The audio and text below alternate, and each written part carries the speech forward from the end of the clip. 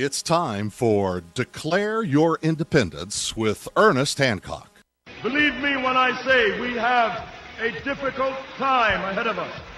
But if we are to be prepared for it, we must first shed our fear of it. I stand here without fear because I remember that I am here not because of the path that lies before me, but because it lies behind me. I remember that for 100 years we have fought these machines. And after a century of war, I remember that which matters most. We are still here! Tonight, let us make them remember we are not afraid!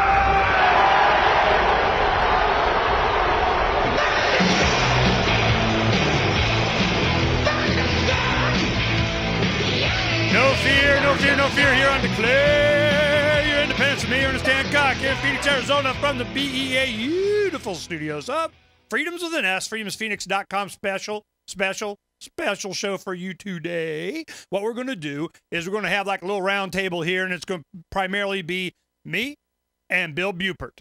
Now, Buppert, you may have seen his stuff on Lou Rockwell. He has his own blog that he does, and he's editor and publisher of Zero, as in Zero, gov.com. Zero.gov.com. Zero, as in, not even a little bit. None. So we're going to talk about that. Now, you're doing a lot of writing, and you're saying, look, all you minarchists out there, all you libertarians that think you can get control of the ring of power, oh, give me the ring, man. I'll be good with it. Or get behind the lever. He's going, no. Now, as chance would have it, a very good friend of mine, Gregg T, we'll just go T. Yeah, his initials are Gregg Tivnan. Anyway, he was the anarchist, one of the leading anarchists back in the mid-'90s, when here in Arizona, we're doing all our libertarian stuff and so on. I remember him running for office in 94. We got him to do it. And the only thing that he said to interview, they go, why are you running? He goes, because they made me. Butthead, man. So what happens is he used to have a garage door repair business here. Lived in Levine on a large, very similar to where we're living now, little farm. His wife was from the Philippines. I mean, they skinned their own rabbits. Know what I mean? I mean, they were, lived an agrarian as much as possible style, dealt in gold kind of. I mean, he was way, he's a trailblazer back then. Bought a farm in Missouri, been living there for over a decade, I guess, with his two young children. They're now 15 and 17, beautiful girls, his wife Doreen, and they live on a farm, raise all kinds of chickens and ducks and geese and cows. So you want to talk about off-grid living in his straw bale house that he built himself? This is it, okay? So we may refer to him a little bit while it's flooding there now. That's what we've been hearing about that. But primarily, it's going to be William Buppert and I talking about, can there be any government? Any. We have Dr. Paul is threatening to run again. So that, the big bad guys, they don't like that none too much. And they put up Herman Cain, the Federal Reserve guy. He's the winner. Yay! We got our own black guy up there. That's Federal Reserve. Pay no attention to that part. And Fox News is doing kind of whatever. I mean, I don't know. He's good, bad, whatever. But it didn't surprise me. Fox News is pushing the guy that's Federal Reserve chair of the Kansas City branch or something. I'm going, seriously? Whatever. And then, of course, Federal Reserve never really came up. So we'll see how that plays out in the future. So we're going to have minds being freed again during the 2012 election cycle. For Dr. Paul, it's a 2012 speaking tour. Can we go past that? Should we go past that? Should we be talking about planting no flag way out into the future and government's not there? Can we do that? Would it be prudent to do that? Should we do that just to open up the envelope and get the minds opened up to the concept of all the stuff that you're talking about you want government to do for you? They can never do it. That's not their role. And William Buppert does a good job of making that clear. Let's go ahead and go to William. William, help me out, man. What is it you're advocating? Well, first of all, call me Bill, Ernie. You know better than that. What I'm advocating is the absence of organized government, of what somebody on my forum referred to as systemized coercion.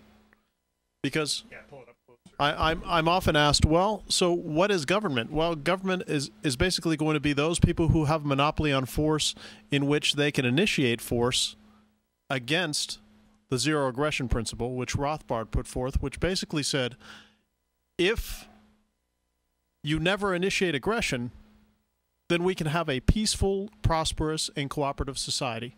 But of course, you and I both know that government from Mesopotamian times to modern times has been nothing more than a way for a few people without merit, but the monopoly on force, to enrich themselves at other people's expense, much like Bastiat said in The Law, where he said that the state is the great fiction by which one group of people live at the expense of another. And quite literally, what government is today and what government is as we know it in these United States is simply a system by which a number of people with guns threaten your neighbors and threaten you and say, if you don't empty your pockets and do exactly what we wish you to do, we are going to fine you, jail you, maim you, or kill you, or worse. And you make the argument in your writings that there are two types of laws. And you have the ones that, rape, murder, taking, stealing, doing stuff that you would count on the government to protect you from, or at least have a say. And I'm sorry, what do they call them? Malum per se. And then the other type. Malum prohibitum. And the majority is this prohibitum thing, which is, how is it that we got a government that all of a sudden started into this social and economic engineering? It's to serve what purpose? In the end, the purpose that government serves is it takes those people who are bold enough to take up guns and cudgels and whatever weapons they choose and say, this nation state, which is a nice term for a tax jurisdiction, this is ours. We have the rights to prey and P-R-E-Y. We have the rights to prey upon the populace and take this feedlot and all the cattle that are within it and take from them what we wish. The brilliant thing about the American system and the Western European system is that, unlike the Soviet and Chinese systems, which were really in your face about the coercion, communism, socialism, that kind of thing, at least they were honest about what they sought to do, which was put manacles on you, fetter you, threaten you with all those things I just described, and then life would be better for you. Well, we know that in the end it isn't. What they do with the vote and what they do in democracy is they actually give the cattle a vote within the left and right limits of not being able to tell their rulers what they can take and what they can't take, but they think they have a voice. What they're in essence doing is legitimizing their jailers. That's what voting does. Voting does nothing else. Now, does that mean that voting is something that has no relevance whatsoever? Of course not. Let's suppose you like model trains, or you raise dogs, or some other kind of cooperative hobby, or you shoot guns and you have a vote on how much dues are going to be. Everybody can have a unanimous decision on that, because if you want to leave, you leave. Today, with the Internal Revenue Service, for instance, can you leave the system? Good Lord, with North Korea and the United States, that is the only system that pursues everybody planet-wide for their taxes on what they earn, even offshore. Let me tell you, you may not know, well, you probably know this, but Greg doesn't know this. Just yesterday, or the day before, there has been, and they keep talking about it, they want southern Arizona to split off as the 51st state. Pima. And I'm going, cool, fine. You can split off. Hell, we can have 400 states for all I care.